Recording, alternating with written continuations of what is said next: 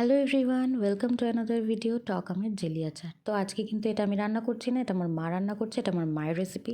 সহজভাবে আচার তোমরাও বাড়িতে বানিয়ে নিতে পারবে।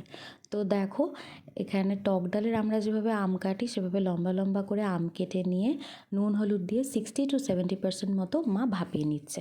তারপরে আমটাকে জল ঝরাতে দিয়ে দিল। এবার শুকনো খোলায় 3টে গোটা শুকনো লঙ্কা, 2 টিস্পুন পাঁচফোড়ন এবং 1.5 টিস্পুন গোটা ধনে দিয়ে ভালো করে ভেজে শুকনো খোলায়, তারপরে মশলাটা ঠান্ডা হয়ে গেলে মিক্সিতে দিয়ে আধ ভাঙা করে গুঁড়িয়ে নিচ্ছি।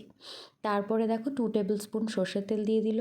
তারপরে 1/2 টিস্পুন গোটা পাঁচফোড়ন এবং 2টো গোটা শুকনো লঙ্কা দিয়ে ভাপিয়ে নেওয়া আমটা দিয়ে নুন হলুদ দিয়ে ভালো করে ভেজে নিচ্ছে। তারপর নুন হলুদটা মিশে গেলে 2 মুঠ চিনি দিয়ে দিচ্ছে। আমটা মারাত্মক টক ছিল, মারাত্মক।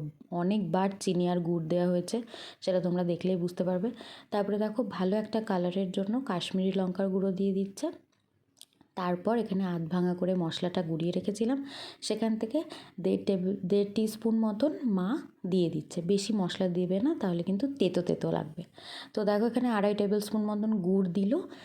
তারপর আচারটাকে অনেক দিন স্টোর করার জন্য এখানে আমি দিয়ে দিলাম 1 ছিপি সিরকা বা ভিনিগার।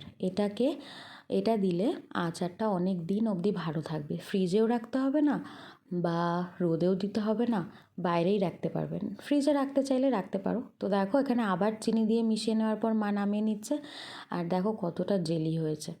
এই আচারটা তোমরা কাঁচা তেলও দিতে হবে না, রোদেও দিতে হবে না, বাইরে রাখতে পারবে। তো চলো, টাটা।